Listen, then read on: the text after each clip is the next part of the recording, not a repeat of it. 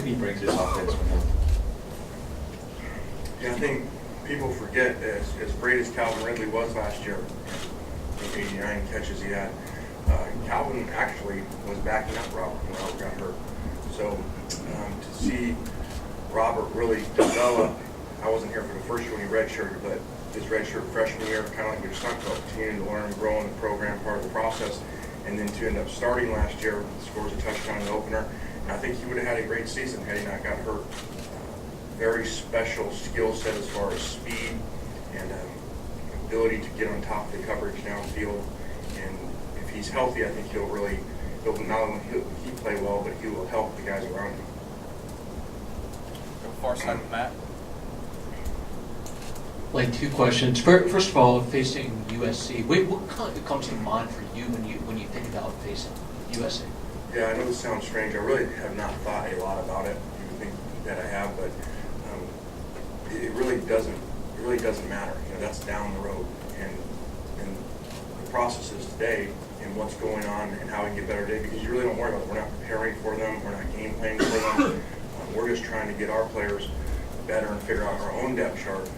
Now, later on, you know, that week when we get into it, I'm sure there'll be some, you know, different feelings, emotions, but I really haven't thought about it much. And second question, Blake Barnett, where have you seen him change since the spring, and where does he need to continue to get better to be a legitimate factor in this competition? Yeah, I think when Blake first got here, he was performing extremely well, and really, there were times we were thinking that he was really in the battle last year to be the guy. And like normal, when you're a freshman, kind of went up and down through some practices and scrimmages. And then really, I think he would tell you too, did not have his best spring. And he really had a great offseason. He had some health issues where he had lost some weight, gained weight back. He's bigger, stronger than he's been. And through a couple of days, he looks really good and looks really strong, very quick feet, and continuing to grow in the offense. So we're very excited about where he's at. Cecil. You've had less time with Jalen Hurts, but having one spring with him and then I guess the work in the summer, how has he progressed? And you know, for a guy who was supposed to be in high school, I guess, last spring, what are your impressions of him? Yeah, I think that's a good point. In the high school, you know, everybody comes watch spring, and you guys watch it in spring games. So these guys, all these mid-years are really seniors in high school. You know, like Jonah Williams, who's the starting right tackle. He struggles in the game, and we got to remember, you know, he's a senior in high school. The other guys are going to prom. So Jalen really to come in, I think if you come in as a mid-year and you perform well at all, you're going to be pretty good because most of the guys will struggle a lot. Very, very special skill set. Very strong kid, one of our top lifters with strength, 40s, vertical, and so he's just continuing to learn a completely new system from what he was in high school. And that transition for all players, especially quarterbacks, is difficult. But he's handling it really well, and we're really excited about what he's done and some of the plays that he makes that are really not in rhythm plays because of his ability, you know, to make big plays. Here in the middle with Alex.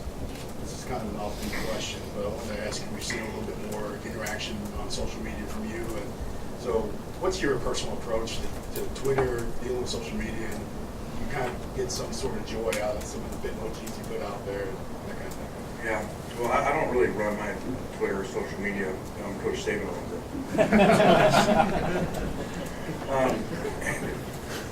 it. It really is just where we're at, you know, with the generation of kids we're recruiting, and, you know, to interact with them, to interact with my own children, it's just kind of where we're at. And that's really how a lot of recruits communicate, and really is until they changed where we could text kids a couple months ago, that was really our easiest way to be able to interact with them. So, you know, I don't necessarily like it, parts of it, because I'd rather just be doing ball. That's part of recruiting as an assistant coach and where we're at. Okay, second row, Tony. Lane, as you get deeper into camp, do you get to the point where you need to cut it down to 2 or 3 because it's hard to rep? It's hard to rep 4 guys that deep into camp as you're, particularly when you get closer to game week. Yeah, we've had that problem, Tony, before.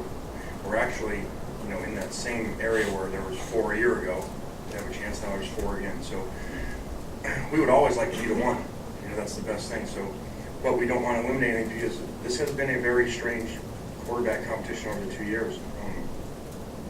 You guys watching scrimmages or games, even ourselves as staff, you know, if you took a poll at times 2 or 3 weeks before the openers last 2 years, it would be mixed on who was going to be the starter. And there were times that, you know, a guy that maybe was 3 or 4 we thought was 1 that week, and then he'd go in and not play as well, and a guy 3 or 4 would play better. So there's no timetable for it because you got to make sure you find the right guy. And I think if we would have had a timetable, we may have not found the right guy, you know, in the last 2 years. A couple more. John, Zena. I had 2 questions. One, you've been around 2 head coaches in your career who made a habit of winning 11, 12, 13 games a year. How hard is it to not just to reach that level, but to stay there? Yeah, I've been very fortunate, you know, with Coach Carroll and Coach Saban. And people always ask what it's like, you know, how are they alike? And they're extremely different in almost everything, okay? But one thing that they do have is they have a belief system of how they do what they do, and everything that happens, they have the answer to. And it really doesn't change. And both guys, the second thing that both guys have in common is they're phenomenal recruiters. As you can see in the draft picks when they're at USC and now here, because obviously great players help. But you're right. You know, you used to always say, anybody can do something one time. You know, have a great year because everything goes right. But can you maintain it, sustain it for a long period of time, as Coach Carroll's done before, and now Coach Saban? It really is remarkable. And I think in today's game, and no disrespect to coaches a long time ago, it's harder nowadays because of the numbers. You know, because of the scholarship numbers, because of kids' ability to transfer. We have less kids, and so the margin for error. When we miss on kids, they're going to the people that we play versus when you could take 40 or 50 kids in a class. So I think it's unbelievable what Coach Carroll did, and now they run that Coach Saban. It really is remarkable. And follow up, a different kind of question, but just between us, would you get some satisfaction, a little extra pleasure, if you guys can beat USC? There's like 10 cameras back there. We're going to say something just between us. No, again, I really have not thought much about it, and it won't be about me, just like it wasn't about when we went to Tennessee. It's not about Coach when we go to LSU. It's about our players playing really well, and all we can do is put our players in the best position to win. Last one here with Michael. We got to get coaches staff. Just want to ask about running back depth first, and secondly, do you enjoy kind of some of the fun you have on Twitter with some of the pictures and the things referencing some of the previous places you coached? What was the first question? Running back depth. Running back depth, a big challenge for us. Really, all of our running backs are young. I think every running back, scholarship running back on the roster is a freshman or sophomore, which is a very strange situation because of the 3 great backs we've had the last 2 years. So that's just another challenge that we have. Again, hopefully, the recruiting that Coach Saban has done, that we have a lot of talent. Now it's our job to get those guys ready to play. And I would think it would be more of a shared role. You know, I think last year was very unique to have a guy carry the ball 90 times in a 7-day span. I don't know that I've ever heard of that before. So that was a very special player, and I don't know that anybody could do that. And that's because of his build, but the way that Derek worked every day in practice. So he's a story for years and years and years for these guys to continue to tell and pass down. Because that guy, just like the year before with Amari, those were our best players each year, but those were our hardest workers. All right, I'm skipping the other one. All right, thanks. Thanks, guys.